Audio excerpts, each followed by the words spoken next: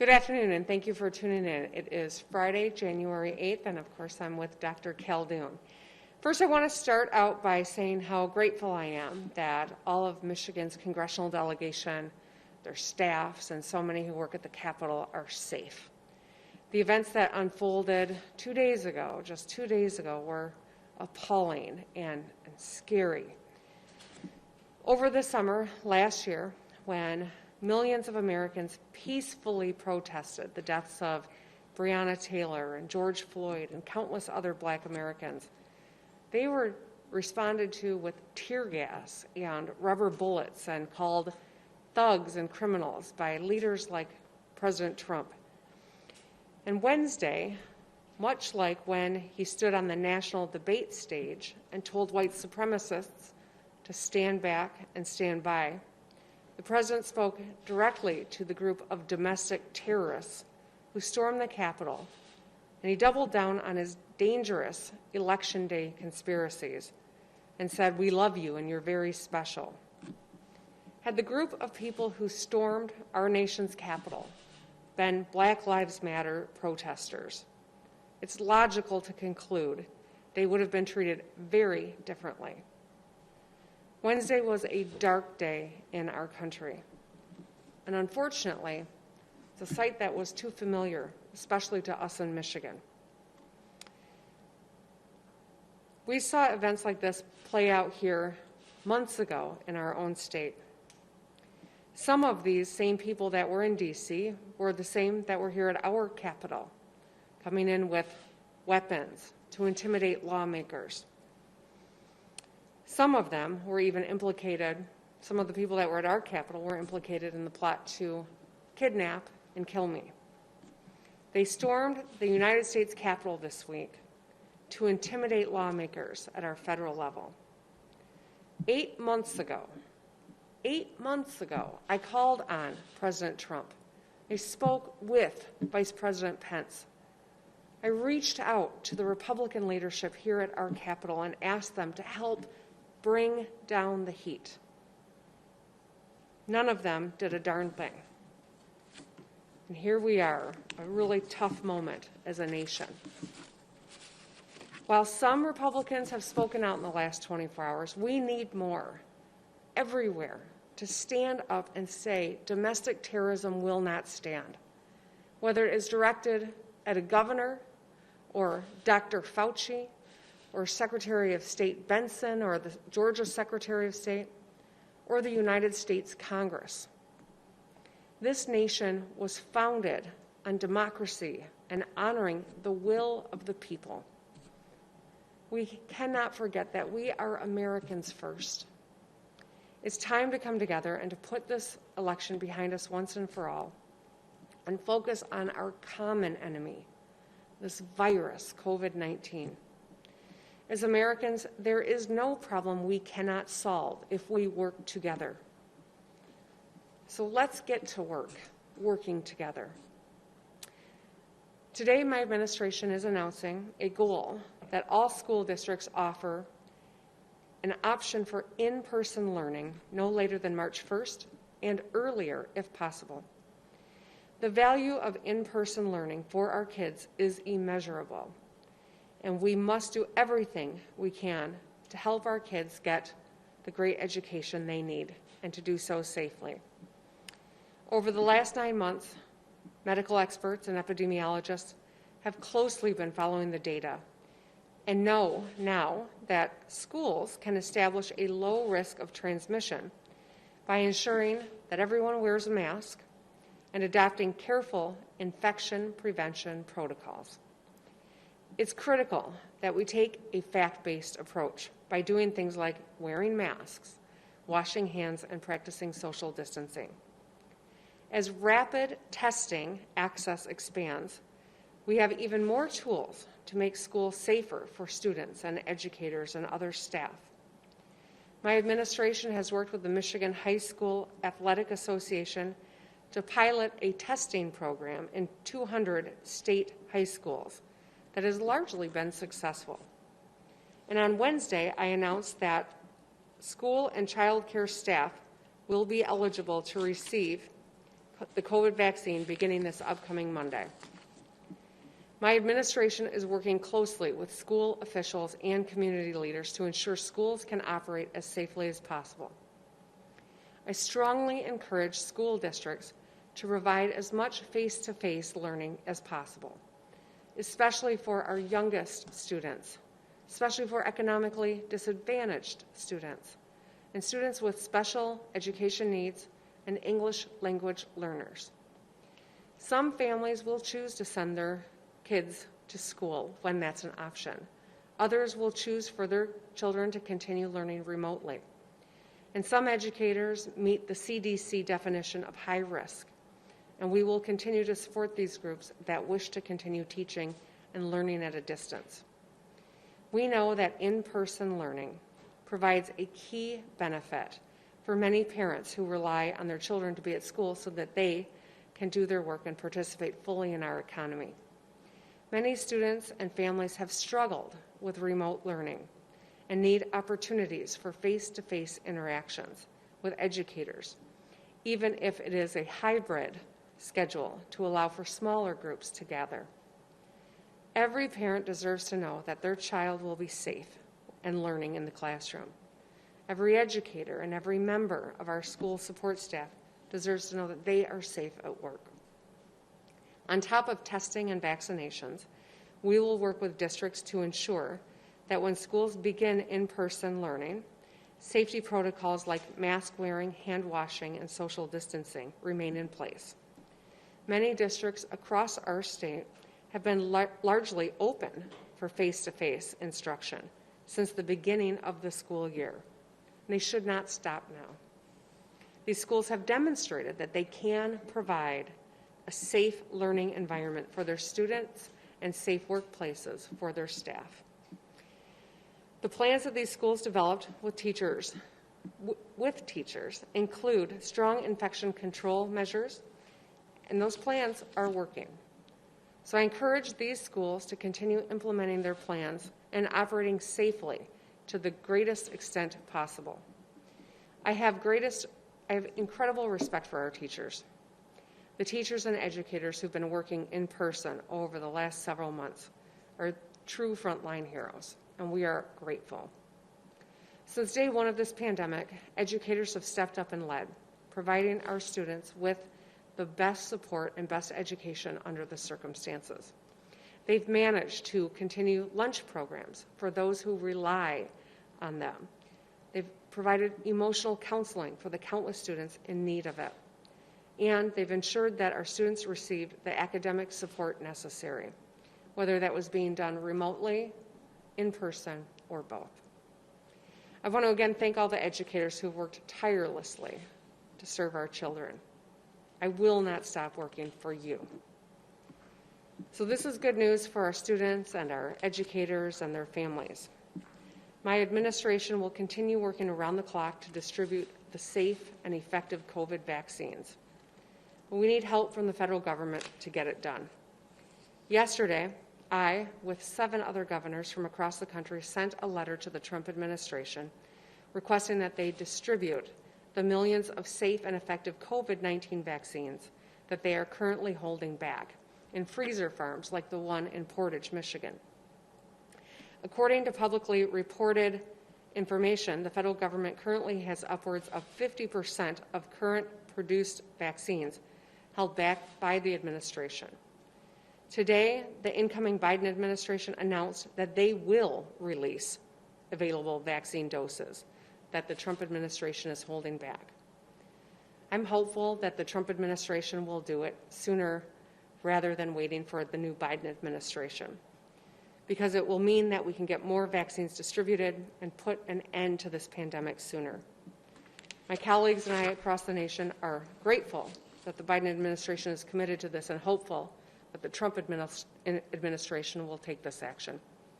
Michigan and states across the country are ready to work around the clock to continue ramping up distribution, to get more shots in arms, and to save more American lives.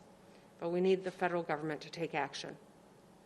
Over the past year, Michigan has emerged as a nationwide leader fighting this pandemic, getting our economy back on track and saving lives. and now we're working to cement our status as a national leader in vaccine distribution. On Wednesday, the CDC released new data that shows Michigan in the top 15 states when it comes to vaccine distribution.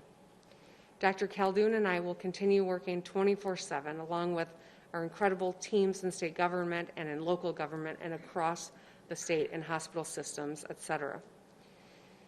It's going to take hard work, and it's going to take collaboration, state, local, federal governments, businesses, local health departments, and everyday Michiganders. But this is Michigan, and I know we're going to finish what we started. Thank you, and with that, I'll hand it over to Dr. Khaldun.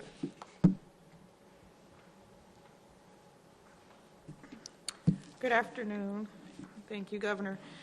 So as of yesterday, the state of Michigan had 512,751 cases of COVID-19 and 4,015 deaths due to this virus in the state. So here's where we are with the key metrics that we are tracking. Our case rate is at 222 cases per million people, and that's an increase of 8 cases per million in the past week. Our percent positivity is now 9.3%. It's continued to increase over the past week and was 8.2% on December 27th. 12.8% of available inpatient beds are now filled with patients that have COVID-19, and that number continues to trend downwards. So our metrics overall tell me that we are at a pivotal moment. The declines we were seeing prior to the holidays seem to be reversing. And I'm concerned that there were gatherings over the winter holidays, and we're starting to see the results of that. And I'm very concerned that it's only a matter of time until we see a new variant of this virus in Michigan that originated in the UK and has caused a dangerously fast increase in cases there.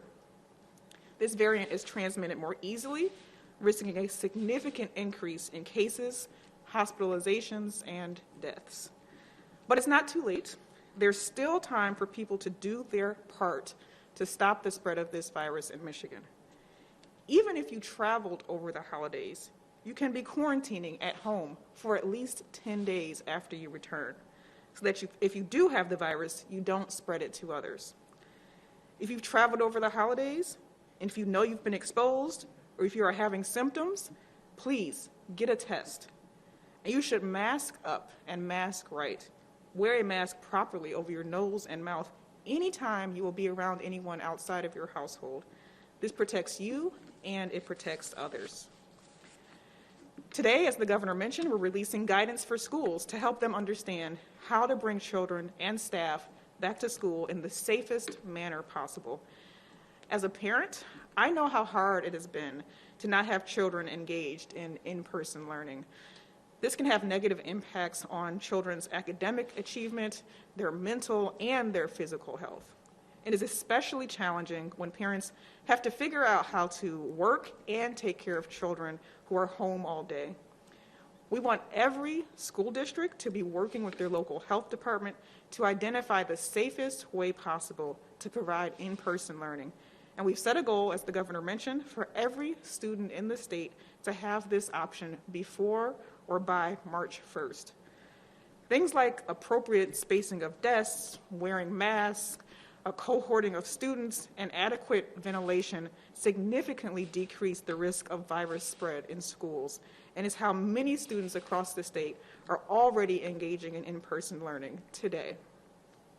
Starting Monday, K-12 teachers and child care staff will be able to start getting vaccinated. And this is another important tool to help prevent spread of the virus and to keep our kids in in-person learning. And our updated guidance for schools can be found on our website at michigan.gov/coronavirus. So vaccinations are accelerating across the state. Through the end of the day on Wednesday, there were 174,749 doses of vaccine administered across the state. Over 24,800 doses were recorded on just Wednesday alone, which is our highest number yet since we started this effort. And I know many more have occurred since then. I am pleased that I was actually able to get my second dose of the vaccine yesterday. These vaccines are safe and effective, and I have comfort now in knowing that I am now highly unlikely to bring this virus home to my family or to spread this infection to my colleagues in the health department or in the emergency department. Today, I'm actually feeling well. My arm's a little sore, and I know it's possible, especially with my second dose, to not feel well in the next day or so. But I know that if that happens, that's because the vaccine is working. And I encourage everyone to be patient, but please do sign up for an appointment for a vaccine when it becomes available to you. So on Wednesday, we also announced that the state of Michigan is moving forward with phase 1B of its vaccination plan. And we're pleased that starting Monday, local health departments and health systems may start to offer the vaccine to those who are over age 65 and some essential frontline workers. So K through 12 teachers, as I said, first responders, and workers in prisons, jails, and shelters. We're glad to be able to move this forward, but I really want people to be patient. This is not like a flu shot. You can't just walk up to a facility or call and demand a vaccine. Unfortunately, you will not be able to get it that way, and you will be turned away. There is simply not enough vaccine today that has been given to us by the federal government for that to work at this time. So what should you do? First, you should check the Michigan Health Department website at michigan.gov/COVID vaccine. We'll be regularly updating that website with information about the local health departments that may have vaccine available to you right now if you are eligible. You will find links to those health departments with information on how to schedule an appointment if one is available. If a health system has a vaccine appointment available to you, they will contact you directly. If a local health department is not listed on our website, they are not yet ready to accept appointments for the vaccine. We don't want people to be frustrated by this. We know this will happen because we just don't have enough vaccine in the state. And I ask for patience as our health systems and our local health departments accelerate their efforts to provide the vaccine to as many people as possible. If you're now eligible for the vaccine because of your line of work, please be patient as your employer also works with the state and local health departments to arrange where your vaccination will take place. And they will notify you when the plan is finalized for how you will receive the vaccine. So we do have to be patient, but we still have things that we all can control.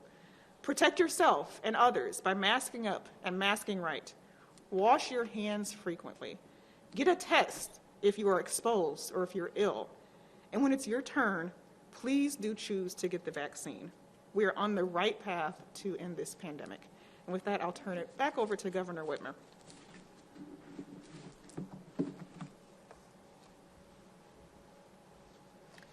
All right, happy to open it up for a few questions for either me or Dr. J. All right, great. Governor, the first question will come from Tim with WILX. Hi, Governor. Does the March 1st start mean that you're confident we'll get enough of the vaccine to vaccinate everyone in this second phase like teachers before then? I think what March 1st signifies is that we have learned we can pursue in-person instruction safely, that we've got a lot of schools that have been doing this and they've been successful even before vaccines were imminently on the horizon. And we're grateful for how seriously they took the protocols and how well they've been able to keep people safe. We have expedited, of course, our putting teachers into the group that is eligible for getting vaccinated, and we are hopeful that as vaccines continue to ramp up and as we move even quicker, the systems are being built as we do this. It's really, I think we've made incredible strides.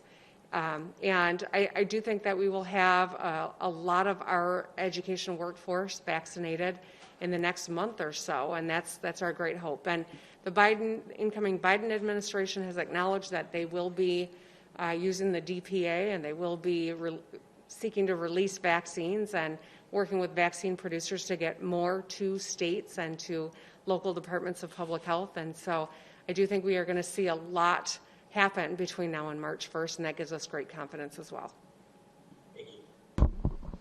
Okay, the next question will come from Kobe with Chalkbeat. Hi, Governor. Thanks for putting on the press conference here. I wonder if you would talk a little bit about the information that's feeding this recommendation regarding schools. Can you point to any studies, shifting data with COVID, anything that has led to your sort of shifting position on this? I don't know that it's shifting. I think it's become clearer. But what I would like to do is I'll ask Dr. J to come up and address your question. Yeah, I can tell you there's been many, I don't have stats off the top of my head, but I can tell you there's been many studies, and we can follow up and give them to you, that talk about the data in schools and where outbreaks have been. And in general, most children across the country have been able to be in-person learning with the proper mitigation measures in place. Again, like I said, masks, distancing, cohorting students in smaller groups. So again, the outbreaks that are occurring across the country are not primarily in schools. Schools, based on our order, can be open now anyway. So it's not so much a shift, but it's an encouragement, and we are looking to provide even more tools so that schools can open as safely as possible. Go to Dave Eggert with the Associated Press. Hi, Governor. Why not require schools to at least offer in-person instruction? Many schools have not had any in-person instruction for basically since last March. So we recognize that there is a challenge, right? We've got 800 different districts. We have unique situations that we have to be mindful of, and we've been working very closely with the education community to make sure that we strike the right balance. What we want to do is to encourage districts to have an in-person option available, especially for younger students. And it was interesting to me in talking with Linda Vail, our public health director here in Ingham County, how few schools in Ingham County are offering in-person, and that was something that I did not appreciate. Obviously, I know what my child's school district policy is, but across the county, I was a little surprised to find out how rare it is to have some in-person, and that we have come to know much more about this virus. We have come to build up our systems around testing, and we're building them around vaccination.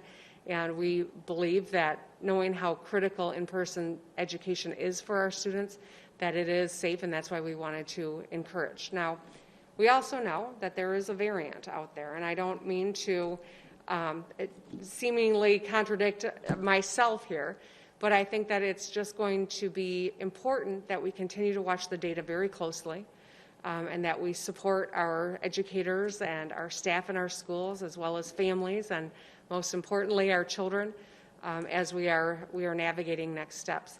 The quicker and more people that we can get vaccinated, the better toward all of these goals. Okay, we'll go to Chad with Cranes. Governor, now that you are moving forward with encouraging schools to reopen, back in October and early November, school outbreaks were far more frequent than outbreaks attributed to bars and restaurants. So where do you stand on allowing bars and restaurants to reopen in the near future?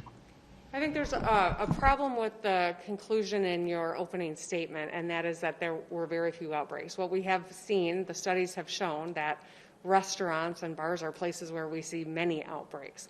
Our tracing capabilities are underwhelming on that front, and so I think that's part of the data issue that we haven't seen translate. And that's why we have continued the policy. We know that the pause is working. You look at where our numbers are.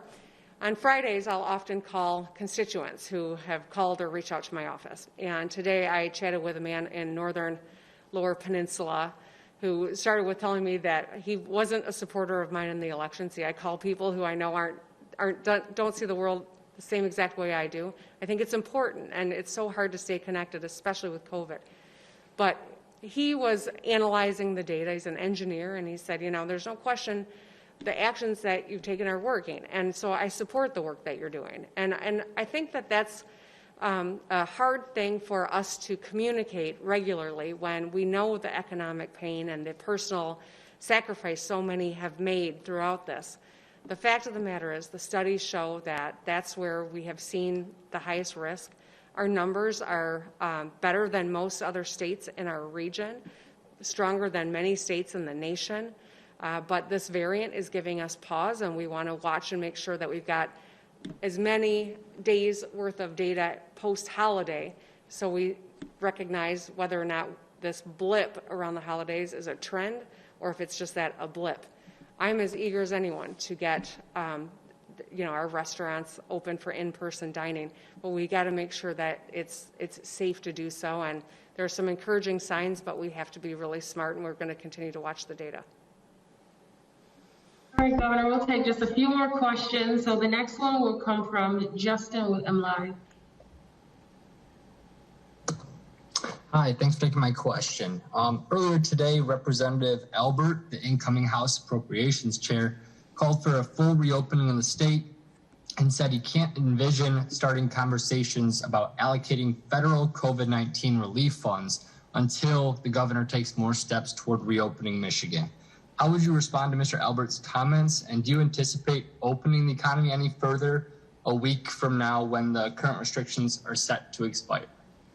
Well, I hope you took the opportunity to ask some follow-up questions, because I'm sure that the representative isn't implying that they would withhold hundreds of millions of dollars for vaccinations, for testing, for education for our kids, for eviction relief. I'm sure that they wouldn't say, unless you open restaurants, we won't give $90 million for vaccine deployment or $575 million to support COVID testing and tracing efforts and mitigation efforts. This federal funding also includes $665 million in eviction diversion and rental assistance to help people who are struggling stay in their homes. I hope that's not what they're threatening, because that would be just devastating to so many people in our state. Maybe they don't know what all is in that, and so let's give them the benefit of the doubt. But $125 million in emergency education relief dollars, millions for access to broadband, that's what's in these federal dollars. And emergency child care funds to assist providers and families, that's about $287 million. So it's my hope that they're not suggesting now we should start negotiating away public health measures to keep people safe and hold these things hostage, because there are a lot of people in our state struggling, and this federal relief is necessary. I'm hopeful that they'll get to work and get this allocated as quickly as possible. Okay, we'll go to Grant with TV4. Hi, Governor. Thanks for taking my question. In all the violence we saw this week in D.C., there was another bomb threat at the Capitol this week that caused the Capitol to close down. And yesterday, the Attorney General said the Capitol was not a safe place to be and that people shouldn't visit. Do you share her view there? Well, I do think that our policies around weapons in the Capitol should be changed, and I am hopeful that the Capitol Commission will take that action. I've made that position known for a long time now, and it is my hope that the Capitol Commission will take this action to protect people in our Capitol. You know, this isn't just a place where legislators come to enact laws, although every one of them should have the right to be safe in their workplace. They also have a lot of staff that are here, a lot of journalists that show up. You know what else happens at this Capitol? It's the People's Building. This is a place where fourth graders come to learn about state government. We have a duty to make sure that this is a place that is safe for all who come into our state capitol. And that means that we should have some restrictions with regard to people bringing weapons into this building. And it's my hope that the Capitol Commission will take that action. All right, Governor, and the last question will come from Eric Lloyd with TV 9 and 10. Hello, Governor. I was just wondering, with this new push and urge to get in-person classes by March 1st, do you feel like teachers should be mandated to get the vaccine? Yeah, interesting question, Eric. I don't think that that's necessary. People want to get this vaccine. They have seen people like Dr. J get it and how they are healthy and fine. People are getting confidence in the vaccine is growing. We are trying to move as many vaccines and get shots in arms as quickly as possible, and more people have that confidence and interest in getting the vaccine. And so I really believe that we need to continue ramping up. It would be great if we had the full-throated support and help from the federal government. In the interim, we will continue building up our systems. We're making great strides. But it is, I believe that so many of our teachers, our educators, our support staff in our schools are eager to get this vaccine, and that's why we've moved them into a phase where they can. I want to address one more thing before we end. I know you said that was the last question, but I'm going to just address something. I know that when you look at the website about how many vaccines have been received versus how many have been administered, it would, I think, looking at every state, you would recognize that this is a process that has to take a little bit of time. And I know everyone wants to see, if you've got 500 shots, you've got 500 shots given. We are transporting, we are breaking down, we are working with local public health departments and hospital systems. And we've made incredible strides. As Dr. J said, we administered over 22,000 shots in the last 24 hours, I believe. It's close to that, if not. Is that about right? 24,000. All right, I undersold that. But we're making great strides. And if you look at what's happening across the country, we have to have perspective here. Michigan is in the same situation as every other state. We're all building this up, and we're all at about the same level. So I want to be crystal clear. The state of Michigan has pushed out every single vaccine that we have received. We've pushed it out to eligible providers, our local public health departments, and our health systems. There are some recipients who have not gotten shots in arms, and we're giving technical assistance. We're offering the National Guard to assist so that we can get it done. This is a team effort, but we are getting these out and we are setting aggressive goals. We're getting about 60,000 vaccines a week from Pfizer. 100% of those vaccines are shipped out upon receipt. That's why we rank 5th highest in the nation when it comes to getting vaccines out the door. Those doses first went to our healthcare systems and local health departments to administer priority group 1A. Healthcare systems and local health departments have been requested to use their inventory within 7 days as of the last week, and they are also allowed to start with 1B populations, as we've articulated. Our daily shots in the arms have climbed considerably over the last week alone. That's the Pfizer vaccine. Now let's talk about the Moderna vaccine, because I know that this can be confusing, and I just want to walk through it. 100% of the Moderna vaccine, all of the Moderna vaccine, is shipped directly to CVS and to Walgreens to administer each week through 207 vaccinating locations. That vaccine does not come to the state of Michigan. It goes directly to CVS and Walgreens. So our daily shots in arms, when we total all of these up, is continuing to rise over 20,000 per day. We've got over 24,000 this week in one day. We have met with the CDC regularly.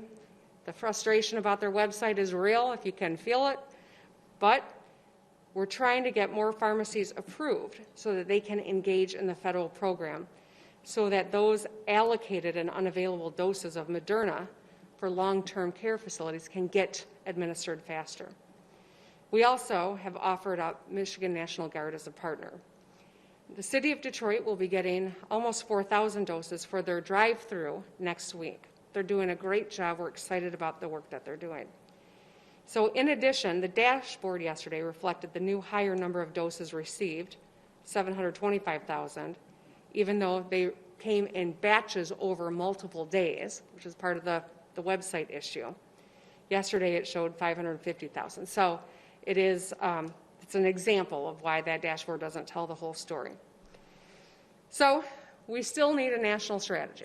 I have been saying for months, whether it was around getting masks at the beginning or getting testing or an economic recovery or relief, and now vaccines, there still is not a national strategy. We're building this as states. We've made great strides.